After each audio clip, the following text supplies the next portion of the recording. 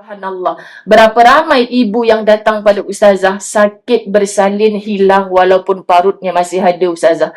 Tapi sakit ditengking oleh anak sendiri, tak payah kata tengking herdik. Dia jeling kita pun, ya Allah, rasa nak putus jantung. Sampainya hati seorang anak buat macam tu. Kita sekarang mungkin masih lagi ada ibu dan ayah. Tolong jangan pernah bermusuh dengan mereka. Tolong jangan pernah menyakiti hati mereka. Tolong, banyak sangat dah mereka susah daripada mengandungkan kita, melahirkan kita, menyusukan kita. Hatta sampai kita dah dewasa dah. Kita dah ada pasangan hidup, kita dah ada anak-anak. Semua masalah pun kita ceritakan pada mereka. Tak settle pun masalah kita, tapi rasa lapang bila cerita pada mak ayah kita. Sahabat-sahabat, kebanyakan di kalangan kita telah pun menjadi ibu sekarang ini. Telah pun menjadi ayah sekarang ini. Bagaimana perasaan kita bila tengok isteri, orang lelaki selalu datang sedarnya di situlah. Macam mana ya bila dia tengok isteri bersalin, baru terkenang arwah mak dia. Susah rupanya bersalinkan keluarkan anak ni. Macam manalah mak saya dulu menahan sakit. Saya tak boleh lupa isteri saya bersalin, ustazah. Ni kebanyakannya. Subhanallah. Bila ada anak sakit, saya dulu pun masa kecil berpenyakit. Ya Allah, susahnya lah mak bapak saya besarkan saya. Baru datang kesedaran. Ini semua proses muslimat dirahmati Allah. Tapi kalau kita dah melalui semua itu pun masih menderhaka. Kita masih kurang ajar dengan ibu dan ayah kita. Kita tak pandang susahnya isteri kita bersalin. Begitulah mak ayah kita membesarkan kita. Kita tak pandang susahnya anak-anak yang sekarang telah pandai menengking, mengherdik kita itu sakit.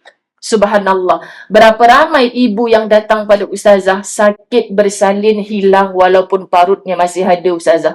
Tapi sakit ditengking oleh anak sendiri, tak payah kata tengking herdik. Dia jeling kita pun, ya Allah, rasa nak putus jantung. Sampainya hati seorang anak buat macam tu. Jadi rasanya lebih sakit daripada bersalin dulu. Subhanallah, sebab tu Nabi pesan sangat. Allah pesan sangat. Jangan sakiti ibu ayah. Maka hari ni kalau ada orang datang, kenapa saya rasa sempit rezeki?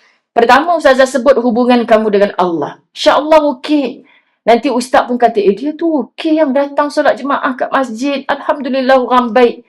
Tapi ustazah kata minta maaf sebab kamu asyik tanya je bagaimana hubungan kamu dengan ibu. Saya ada krisis dulu ustazah. Sampai sekarang saya tak bertegur dengan mak ayah saya. Inilah punca sebenarnya muslimat dirahmati Allah.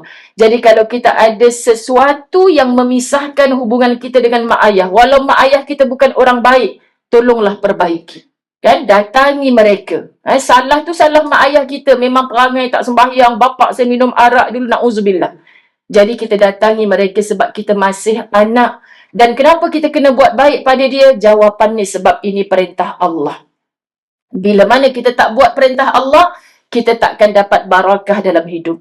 Allah pandang dia ni walaupun mak ayahnya bukan orang baik, bahkan menuntun dia kepada kejahatan, dia masih mendatangi ibu dan ayahnya. Masih lagi memaafkan ibu dan ayahnya. Kecuali ibu dan ayah yang nak mencederakan kita.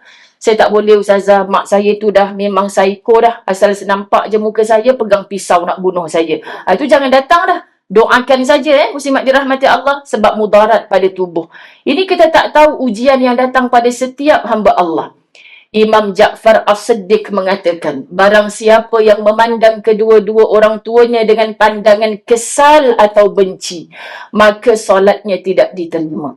Kalau dalam fiqh, muslimat dirahmati Allah, mana pula orang tak hormat mak ayah solat tak diterima? Aku ambil wuduk kot. Sembahyang zuhur aku lengkap 4 rakaat kot. Kenapa tak boleh diterima pula? Betul, dari segi fiqh, solatmu diterima.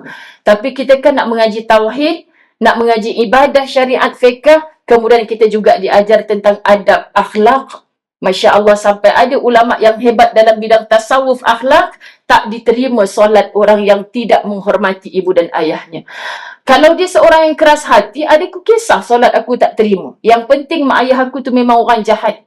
Aku takkan buat baik kepada mak ayah aku. Sahabat, ingat, sebab ini perintah Allah. Kenapa?